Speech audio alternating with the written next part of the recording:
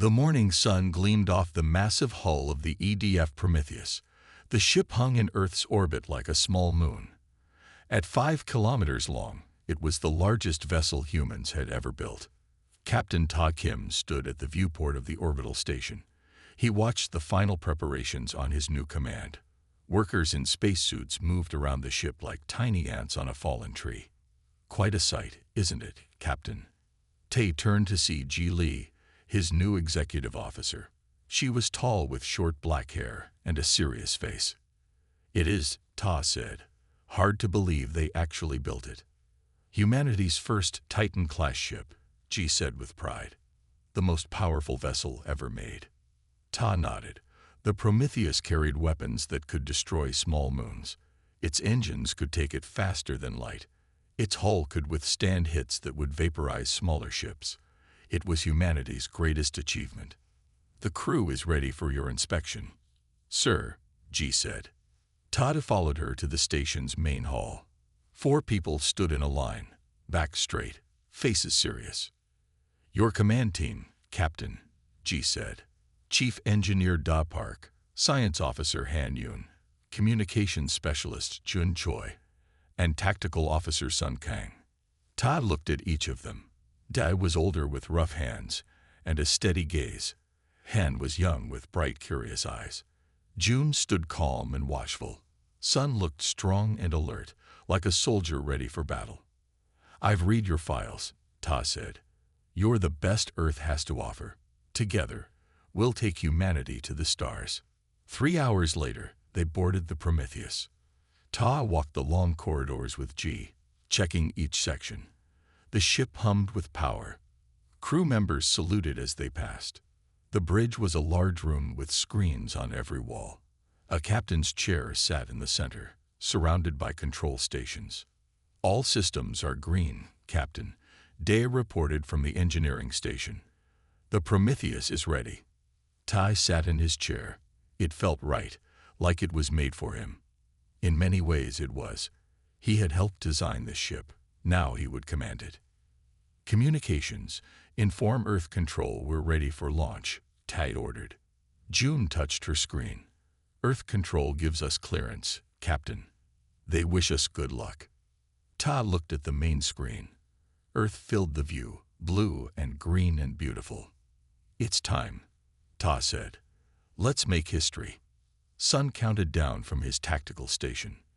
Launch in 5, 4, 3, 2, 1. The Prometheus moved away from Earth with surprising grace for such a large ship. Its massive engines glowed blue as they pushed the giant vessel forward. On Earth and the orbital stations, people watched and cheered. Humanity's greatest ship was heading to the stars. In his private quarters that night, Tai recorded his first captain's log. Captain's log, Day 1. The EDF Prometheus has left Earth orbit. Our mission is to explore beyond our solar system, to find what lies in the darkness between stars. We carry the hopes and dreams of all humanity with us. The Prometheus is more than a ship. It is a statement. It tells the universe that humans are here, that we have mastered the technology to cross space, that we are ready to meet whatever waits for us out there. I look at my crew and see determination in their eyes. They know what's at stake. We are the first, but not the last. Where we go, others will follow. We carry powerful weapons because the universe is unknown and possibly dangerous. But we come in peace. We seek knowledge and friendship. We hope to find others among the stars. Tomorrow we make our first faster-than-light jump. Then the real journey begins. Whatever waits for us out there, the Prometheus is ready. Humanity is ready. Captain Todd Kim, signing off. Tai closed his log and looked out his viewport. The stars seemed to call to him. Soon, the Prometheus would answer that call. 3 months had passed since the Prometheus left Earth. The giant ship moved through space with purpose, its systems working perfectly. The crew had settled into their roles, and life aboard the massive vessel had found its rhythm. Captain Tai sat in his chair on the bridge, reading reports. The Prometheus had visited 4 star systems. They had found beautiful planets, strange space rocks, and amazing gas clouds. But they had found no life. No plants, no animals, and certainly no intelligent beings. "Captain," called Han Yun from the science station. Her voice was different. Excited. Ta looked up. "What is it, science officer?" Han's fingers moved quickly over her screen. "I'm picking up something strange at the edge of the Kepler-42 system. It's not matching any known pattern." Tai stood and walked to her station. The screen showed energy readings that jumped in change. "Could it be natural?" Tai asked. Han shook her head. "No natural space event moves like this. It's organized." The bridge grew quiet. Everyone understood what Han was suggesting. "Show me on the main screen," Tai ordered. The large screen at the front of the bridge lit up with the data. Ji Li moved to stand beside Ta. "What do you think?" she asked quietly. "I think we need to look closer," Tai replied. Sun Kang spoke from the tactical station. "Captain, if we investigate, we'll be 3 weeks behind our planned route. And if we don't," Jun Choi said from communications, "we might miss humanity's first contact with alien life." Ta looked at his crew. They were all watching him, waiting for his decision. This was why the Prometheus was built, to discover, to learn, to meet the unknown. "Set course for the anomaly," Ta ordered. "Maximum safe speed." The Prometheus turned, its massive engines pushing it toward the strange energy pattern. For 5 days, they traveled closer. With each day, the readings became clearer. On the 5th day, Han called the command crew to the science lab. Her face was pale, her eyes wide. "I've confirmed it," she said, pointing to her screens. "These are artificial signals. They have patterns, repetitions. They're being made by something intelligent." The room was silent. Finally, Dai Park spoke. "After all this time wondering if we're alone, now we know." "Can we talk to them?" Ji asked. Han shook her head. "I don't understand their signals yet, but I'm working on it." Ta looked at each member of his crew. "This stays between us for now. I don't want rumors spreading through the ship until we know more." The next day, the Prometheus entered the outer edge of the Kepler-42 system. The signals were stronger now. "Captain," Jun called from communications, "I'm picking up energy patterns that match engine signatures, but they're not like anything in our database." Ta stood. "Show me." The main screen displayed a distant point of light that moved against the stars. "Magnify," Ta ordered. The image zoomed in. The point of light became a shape, a ship. "It's a vessel," Sun said, his voice tight. "Not one of ours." The alien ship was smaller than the Prometheus, but still large. It had a strange design with curved sections and parts that glowed blue. "Are they detecting us?" Tai asked. "I don't think so," Sun replied. "They're not changing course." Ta made his decision. "Jun, prepare all communication systems. Han, work with her to develop a first contact message. Use math, simple pictures, anything universal." "Yes, Captain," they said together. Ta looked at the alien ship on the screen. His heart beat faster. This was history happening right before his eyes. "Record in the ship's log," he said. "On this day, humanity has discovered proof that we are not alone in the universe. What happens next will change everything." The Prometheus moved slowly toward the alien ship. Captain Ta had ordered all weapons to standby mode, ready but not active. He didn't want to appear threatening. "Distance to alien vessel, 50,000 kilometers and closing," Sun reported from tactical. Ta nodded. "Slow to 1/4 speed. Jun, are you ready with the contact package?" Jun Choi looked up from her communication station. "Yes, Captain. We've prepared messages using mathematics, simple images, and basic physics principles. Han believes these should be understood by any advanced species." "Good. Send it on all frequencies." Jun pressed several buttons on her console. "Message away, Captain." The bridge fell silent. Everyone watched the main screen where the alien ship grew larger as they approached. It was about half the size of the Prometheus, with a design unlike anything humans had built. The ship had smooth curves instead of hard angles, and parts of its hull glowed with a soft blue light. "The alien vessel appears damaged," Han said, studying her science screens. "I'm detecting energy leaks and structural weaknesses on their port side." "Could that be why they're not responding?" Ji asked. "Possibly," Han replied. "They might be dealing with emergencies aboard their ship." An hour passed. The Prometheus continued its approach, now just 10,000 kilometers from the alien vessel. "Captain," June suddenly called out, "I'm receiving something." The main screen flickered. The image of the alien ship disappeared, replaced by what looked like the interior of a vessel. The lighting was different, softer, with blue and purple tones. And then they appeared. The aliens. They were tall and slender, with bodies that seemed almost human-like in basic shape. 2 arms, 2 legs, 1 head. But the similarities ended there. Their skin shimmered with an iridescent quality, reflecting light like the inside of a seashell. They had no hair, and their eyes were large, solid orbs of deep purple. "They're showing us their crew," whispered Ji. Tai stood up, staring at the screen. This was the moment humanity had wondered about for centuries.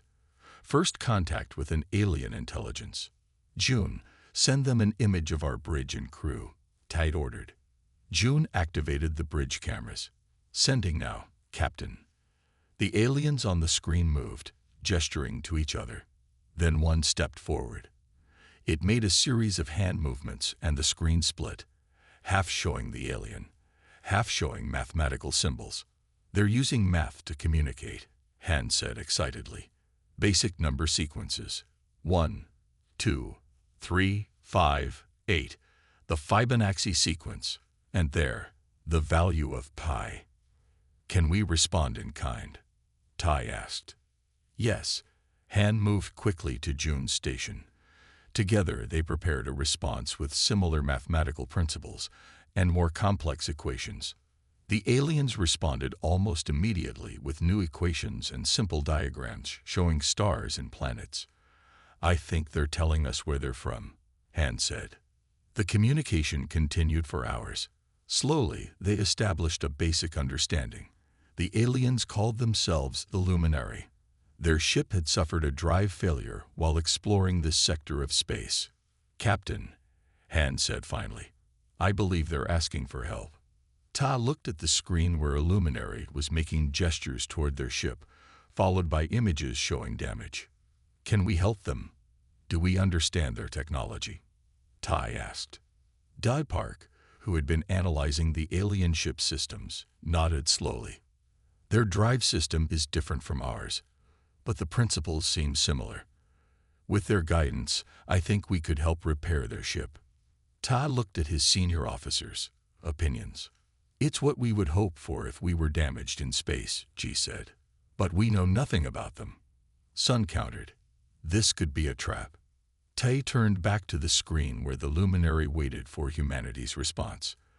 The future of human-alien relations might depend on what he decided next. Captain Ta called his command team to the meeting room.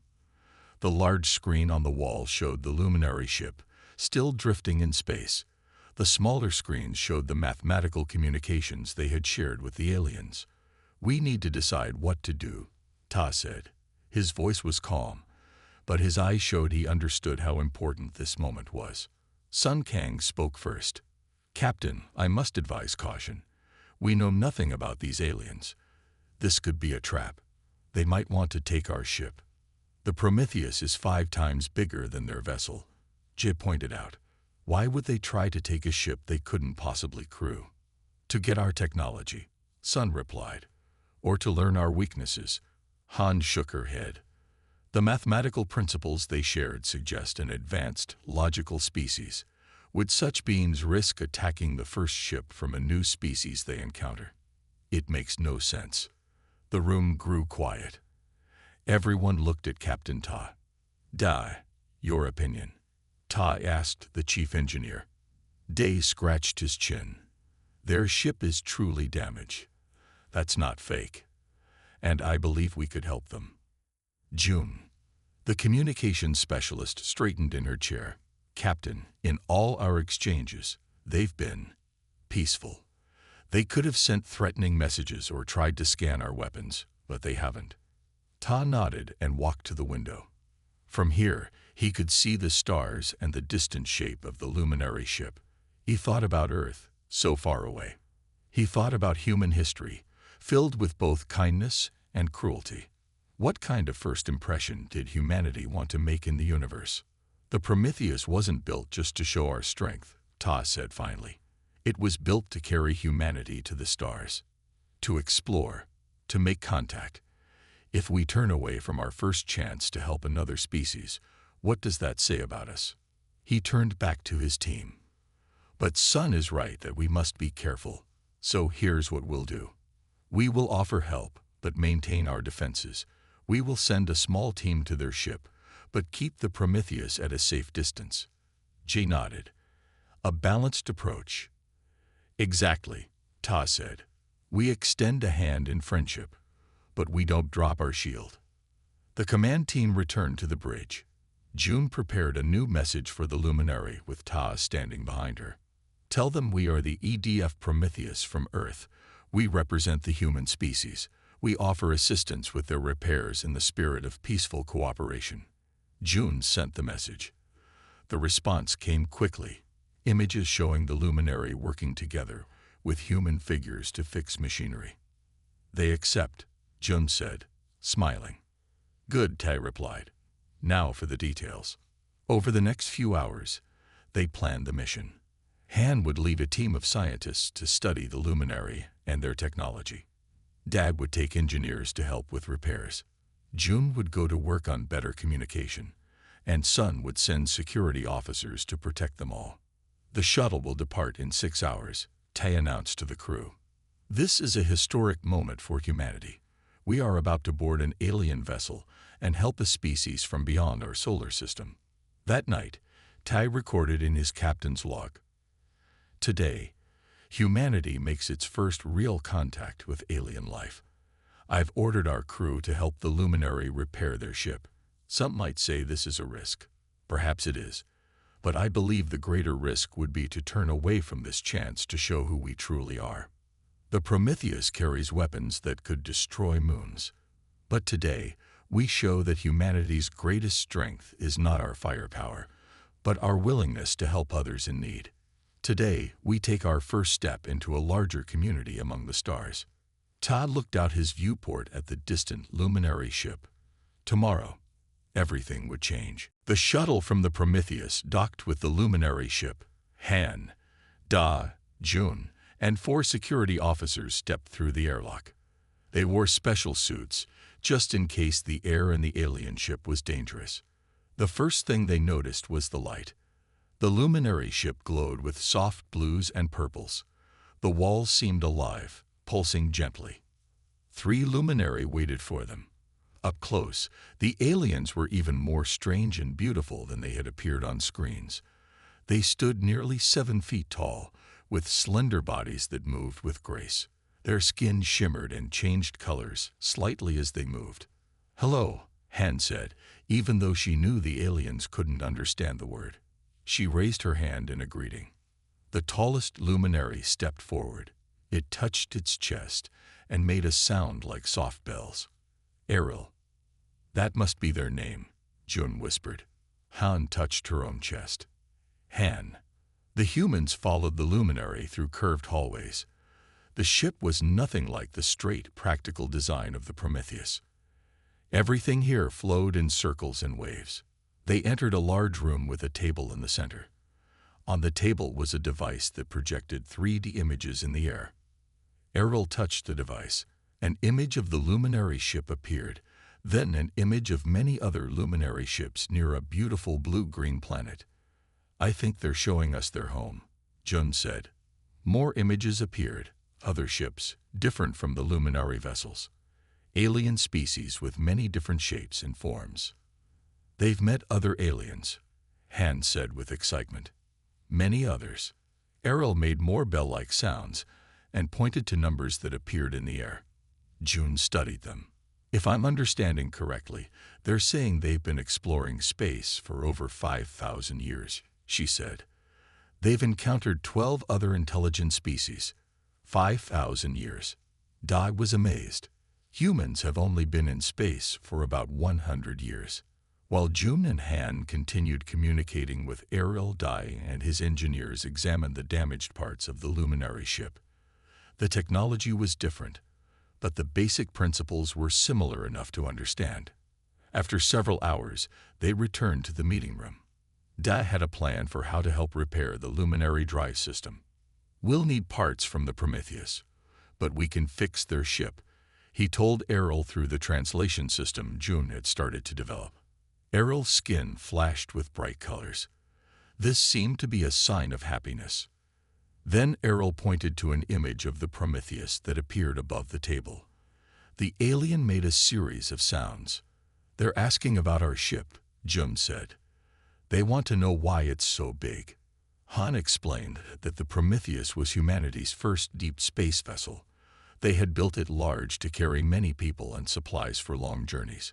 Errol's skin changed to a deep purple. The alien turned to the other luminary, and they made rapid sounds to each other. Is something wrong? Han asked. June listened closely to the translation device. They're surprised.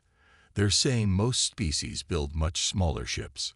None of the 12 species they've met has ever built anything as large as the Prometheus. Errol made more sounds, which the device translated roughly. Your species is young, but builds like challengers to the stars themselves. Before they left, Errol asked to visit the Prometheus. Captain Tay approved, and the luminary followed the humans back to their shuttle. When they arrived at the Prometheus, Errol froze at the airlock, staring down the long corridor that seemed to stretch forever. So big, the translation device said. Why humans need such huge ship? Han smiled. To explore, to defend, to meet new friends like you. Errol's skin flashed bright blue. Humans different. All other species careful, build small. Humans build bold. As they showed Errol around the massive ship, the luminary's amazement only grew. To the humans, the Prometheus was their greatest achievement. To Errol, it was almost impossible to understand. Dai Park frowned as he examined the damaged engine section of the luminary ship. Something was wrong. The broken parts didn't match the rest of the ship.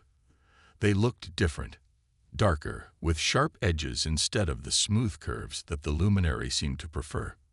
Han, look at this, Dai called. Han Yun came over and studied the strange parts. These don't look like luminary technology, she said quietly. Exactly, Dai replied. I think their ship wasn't just damaged by accident. I think something attacked them. Back on the Prometheus, they showed Captain Tai the images they had taken. You're sure about this? Tai asked.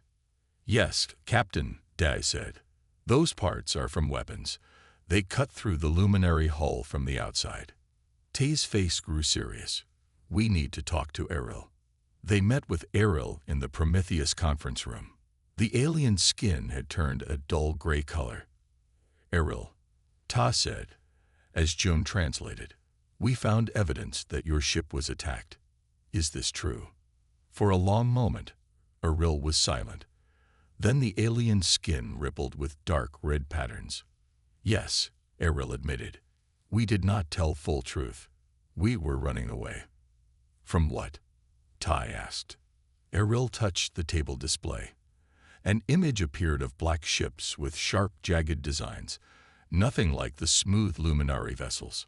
The Void Collective, Errol explained.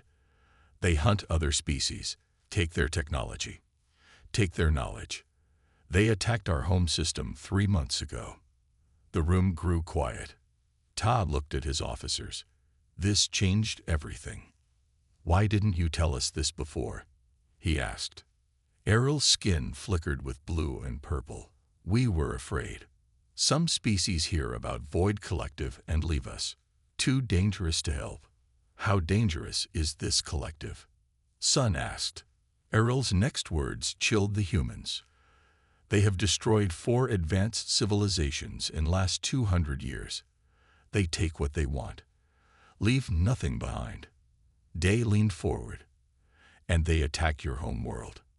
Yes, Errol's voice through the translator sounded sad. Many luminary ships escaped. We were one. We traveled to distant colony, but our ship was damaged in fight. Errol then looked directly at Captain Ta. But now we must warn you. Your Prometheus is in danger. Why? Tai asked. Your ship is too big, Errol said. Too powerful. Void Collective can feel such things. Your energy signature, it shouts across stars. They will come to see, to take. Jai Li spoke up.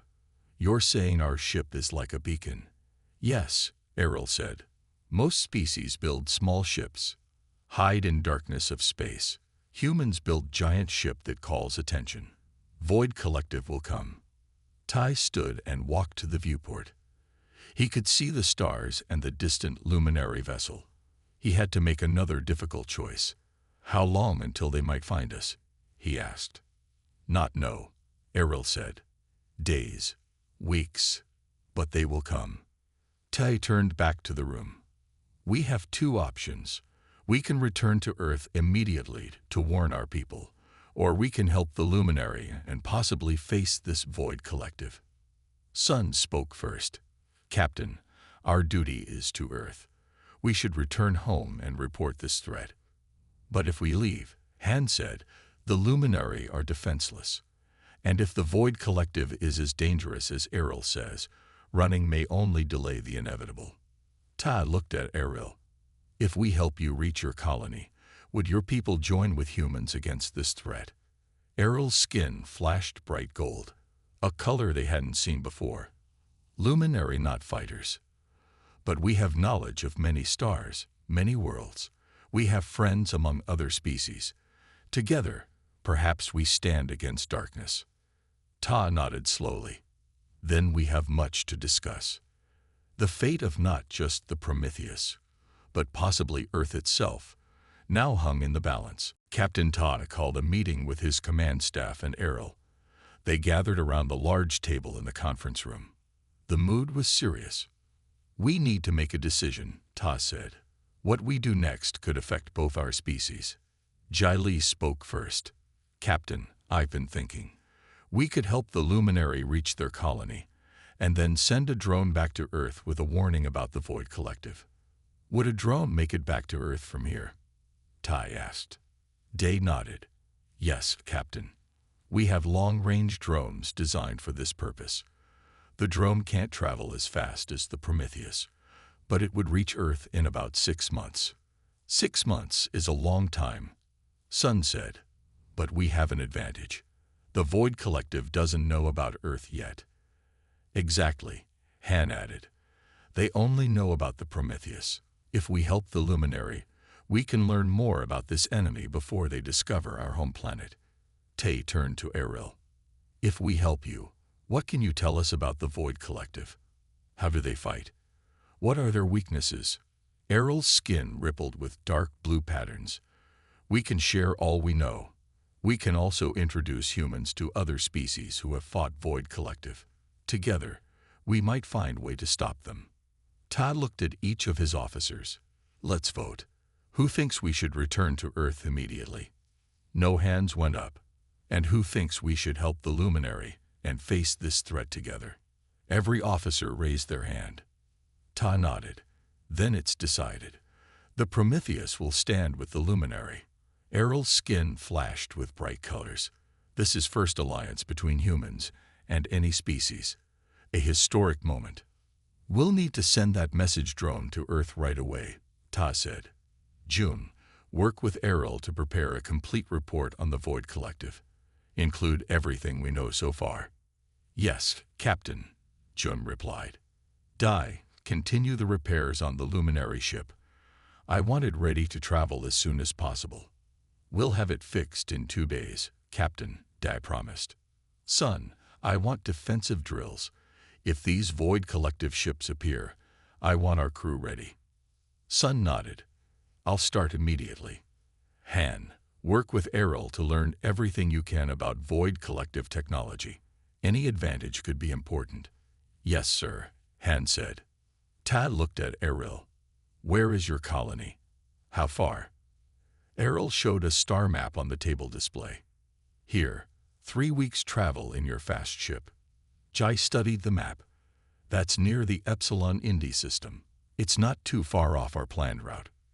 Good, Ta said. Then we have a plan. Later that day, June and Errol finished the message for Earth. It contained everything they knew about the Void Collective and the new alliance with the Luminary. The drone launched from the Prometheus, speeding back toward Earth. Tag recorded in his log. We have made a historic decision today. The Prometheus will not run from this threat. We will help the Luminary reach their colony, and we will prepare to face the Void Collective if necessary. Some might say we should return to Earth, but the Prometheus was built for this moment. We carry the most powerful weapons humans have ever created. If Earth must face this enemy eventually, better they face the Prometheus first.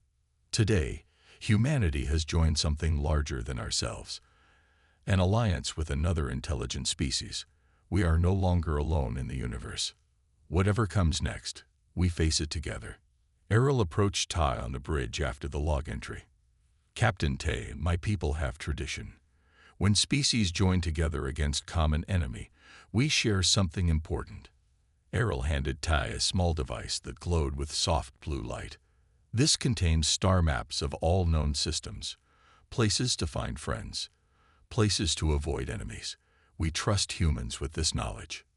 Tai accepted the gift with care. Thank you, Errol. Humanity is honored by your trust. As the Prometheus and the repaired Luminary ship prepared to depart for the colony, neither crew knew that 3 Void Collective vessels had already detected the Prometheus's energy signature and were changing course to investigate. The Prometheus and the Luminary ship traveled together for 2 weeks. They were halfway to the Luminary colony when the alarm sounded. Captain, Sun called from the tactical station. 3 ships just appeared on long-range sensors.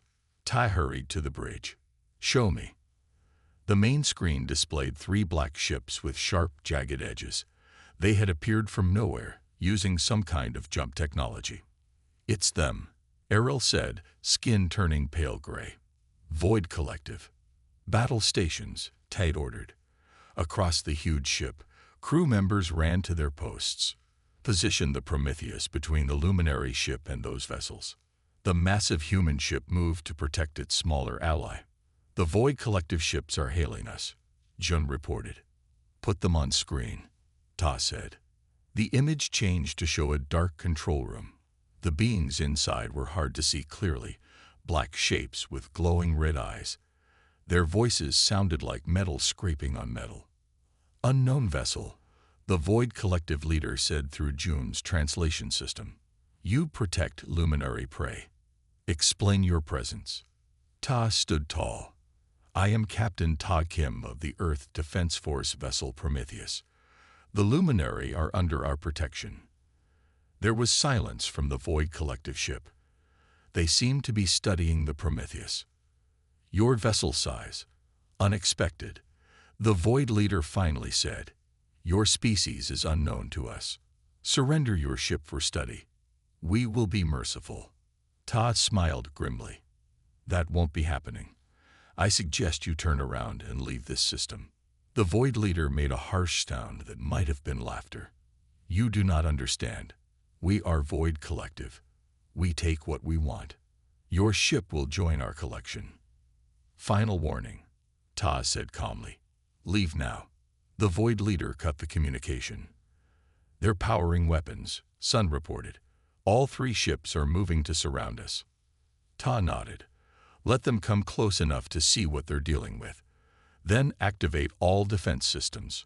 The 3 Void ships approached. Each was about the size of Earth's pre-Titan vessels, much smaller than the Prometheus. They're in optimal range, Sun said. Show them what a Titan-class ship can do, Tai ordered. Sun pressed a series of buttons. All around the massive hull of the Prometheus, hundreds of point defense turrets activated. Larger weapon ports opened. Energy readings spiked as the human vessel revealed its true power. The void ships immediately fired. Beams of red energy shot toward the Prometheus. Point defense systems engaging. Sun reported calmly. The Prometheus's defensive grid intercepted every shot. Not a single void weapon touched the hull. Main batteries charged, Sun said. Todd pointed at the lid void ship. Target that one. Single shot. A massive beam of blue energy erupted from the Prometheus. It hit the lid void ship dead center.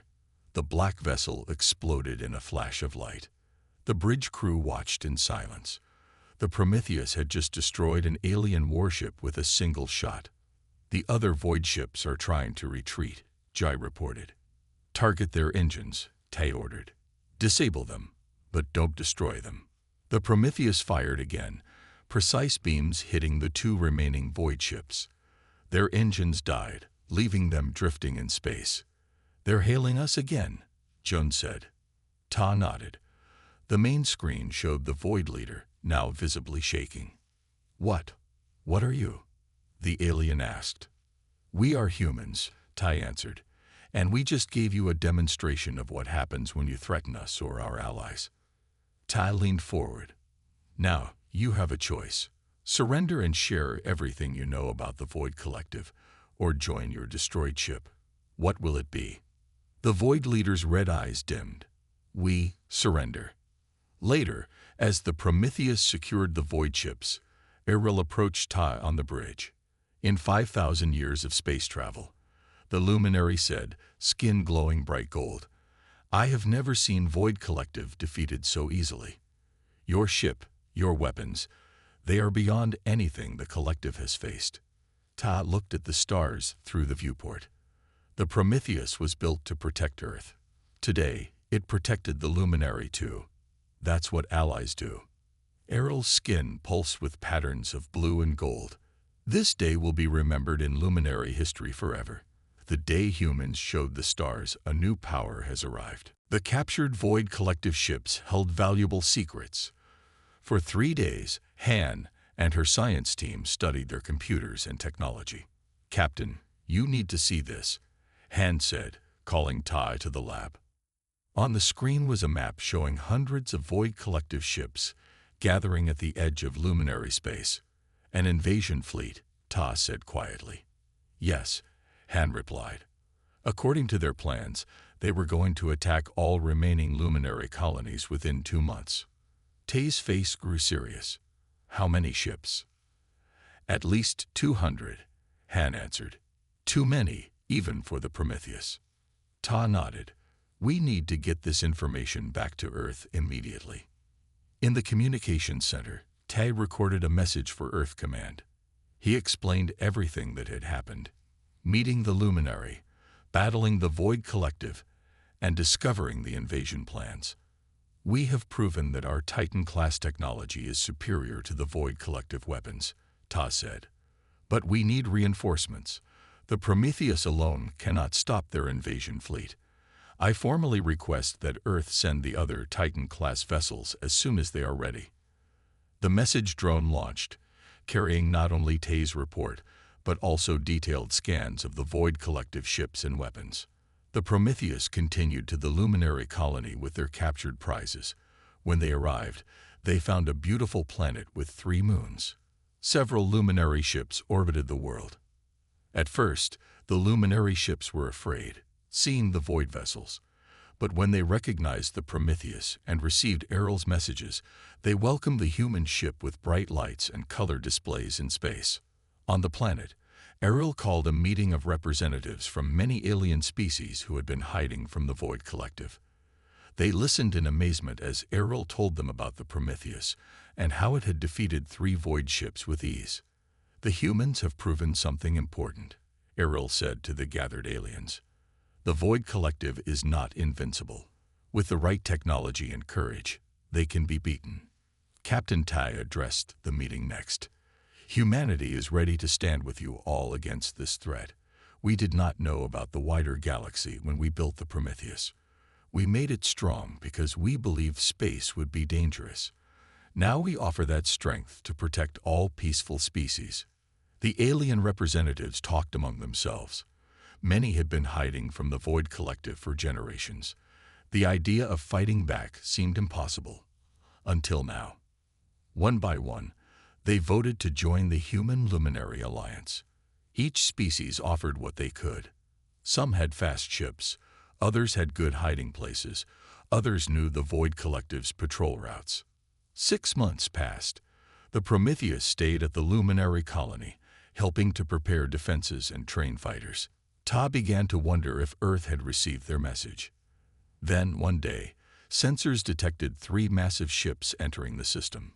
"Captain," June called from communications. "It's them. Earth ships." On the main screen appeared 3 more Titan-class vessels, the Hercules, the Atlas, and the Titan itself. Each was as large and powerful as the Prometheus. "Captain Ta," said a woman on the screen. "This is Captain Min of the EDF Hercules. Earth sends its regards and reinforcements." The aliens on the colony world stared in shock as the 3 new human ships took position around the planet. 4 Titan-class vessels in one place, more firepower than the galaxy had ever seen in a single system. That night, a special ceremony was held. The oldest luminary elder presented Captain Ta with an ancient symbol, a shield made of shimmering metal. For thousands of years, the elder said, the luminary and other species have hidden from the Void Collective. We built small ships. We stayed quiet. We ran and hid. Humans came to space and built giants. You did not hide. You faced danger with strength. Today, we name humans the shield bearers, those who stand at the front to protect others. Tai accepted the shield. We are honored by this name, and we will live up to it. As the 4 Titan-class ships floated above the luminary world, word spread quickly through the galaxy. A new power had arrived, and the days of the Void Collective were numbered.